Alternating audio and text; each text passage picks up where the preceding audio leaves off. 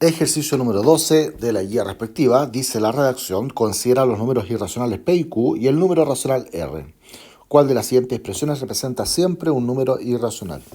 Bien, aquí usan un poco de letras para confundirte, porque tradicionalmente Q representa el conjunto de los racionales, R representa el conjunto de los reales. Así que no tenemos que hacerle caso a eso, sino que aquí tenemos que interpretar que P, Q y R son simplemente los números de los conjuntos que nos están mencionando. P y Q irracionales y R es un racional. Bien, aparentemente la alternativa A, uno podría decir un irracional, vamos a representarlo así, un irracional más otro número irracional, tiene que dar como resultado irracional.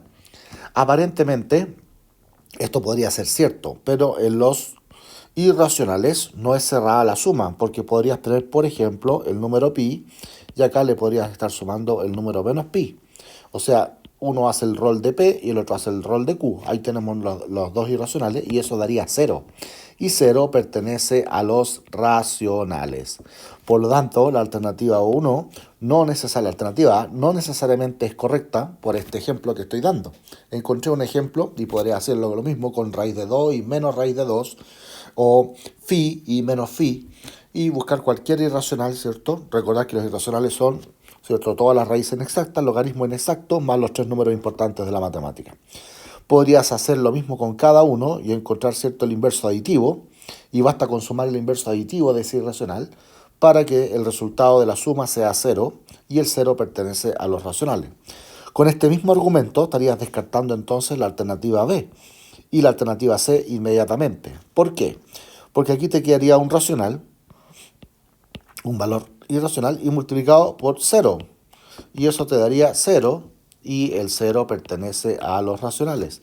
Este número que está aquí podría ser exactamente el mismo 0 que nos dio en delante, producto de la suma de dos irracionales, que son inverso aditivo uno del otro.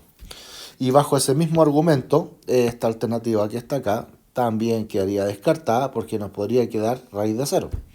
Y eso es 0, si existe, y el 0 pertenece, ¿cierto?, como lo hemos dicho ya, a los racionales. Así que las tres alternativas descartadas inmediatamente, A, B y C, porque la suma de P y Q puede ser 0, sumando, ¿cierto?, los inversos aditivos, haciendo cuenta que un valor de uno es el inverso aditivo del otro. Así que con eso queda descartado esas tres primeras alternativas. En el cambio, la D, tenemos el valor de un irracional más un racional. Bien, si tenemos acá, por ejemplo, el número pi y le sumamos el número 0, el valor va a ser el número pi. Si al número pi le sumamos una fracción, esto va a seguir siendo un número irracional. Eso también pertenece a los irracionales y esto también va a ser un número racional. Es decir, no hay cómo esquivar lo irracional, porque al ser conjuntos diferentes, estos dos elementos no son iguales, son distintos obligados, porque pertenecen a conjuntos distintos. Esto es de los irracionales y esto es de los racionales, así que son dos elementos siempre distintos. No tienes cómo contrarrestarlos al hacer una resta o quitar un número negativo. No podría hacer nada con eso. ¿Ya? Y si le sumas 0, que un racional también puede ser 0, tampoco quitas lo irracional. Por lo tanto, esa alternativa sí es correcta. Ya sea que R sea un negativo, una fracción, 0 o positivo, siempre el resultado, la irracionalidad de la expresión va a estar presente.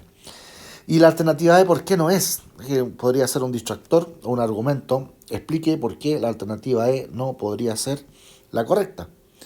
Bien, dice que la suma del irracional y abajo sale, ¿cierto?, otro irracional como divisor. Ya no se indetermina la fracción, ya no es 0. ¿Y qué es lo que pasaría, por ejemplo, si aquí tuviésemos el número pi?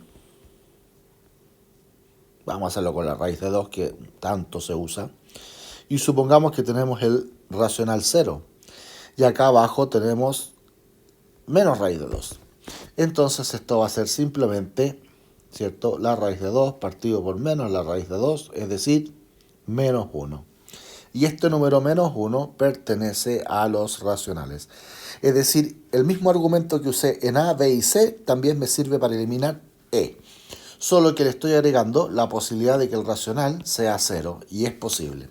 Tú encontrando la excepción ya descartas esto, porque esto tiene que ser siempre, siempre, ¿cierto? Un número irracional. Así que ahí estamos poniendo un ejemplo en el cual, ¿cierto? La expresión E queda como un racional. Y game over.